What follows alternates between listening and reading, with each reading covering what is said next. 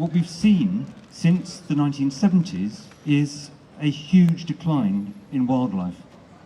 And as an ecologist, it is just extraordinary. It's disappearing in front of our eyes during our lifetimes. I've stuck posters to the windows of DEFRA to protest against the government's attack on nature. This is about survival.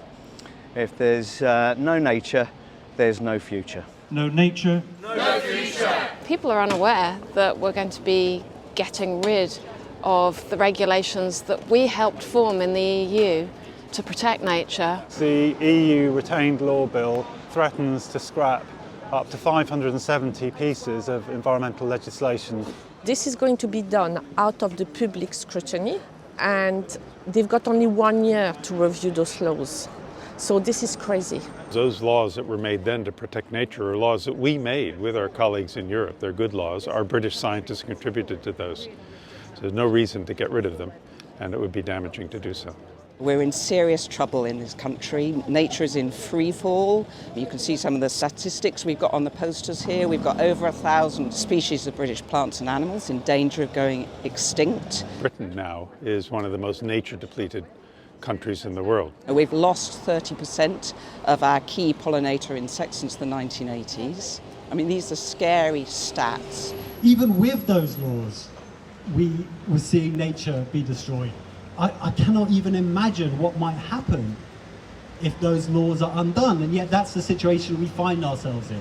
The huge chasm that exists between what the government says and what it does is an affront to everything that I believe in as a scientist. The government has promised to set 30% of England aside for nature protection by 2030. A Prime Minister earlier this year said we are there, we're at 26% and climbing. Scientists, including experts from the RSPB, have said, no, you're actually at 5%. And what you're saying is not true. So they need to be held to account. No nature, no future. We pillage nature, basically.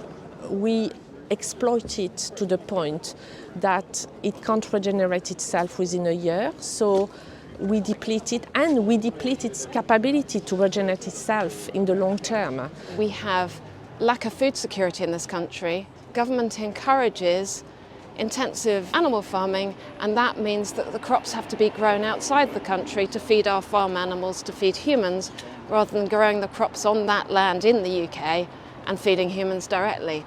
I would like us to be food secure. We got that way, sadly, for the reason of World War II, but we could do it again without a war. It would be great. We're currently marketising biodiversity within the biodiversity net gain system, whereby developers can pay to pollute and to damage. And the people who are most exposed to this are communities of colour, low-income communities. These are the people that the government does not care about. This current government that we have are doubling down on the destruction of nature for short-term gain. We're turning wildlife into a marketable commodity. We have the solutions.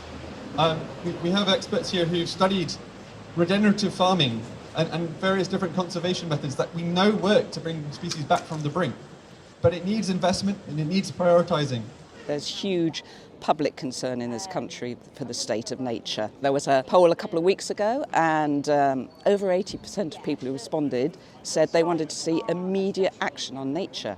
We know that a lot of the actions that would help conserve nature will also help in addressing the climate crisis, but that doesn't seem to be there in joined up thinking. It's a systemic thing, and we need to pay heed to this. We need to start doing something different. I don't want to live in a society that values more a dead tree than a living tree. And this is where we are now. And this is a diabolical situation. I wish I didn't have to be here. I wish I could be doing science. But this is really important because people need to know. And if not us, then who? No nature, no future. No nature, no future.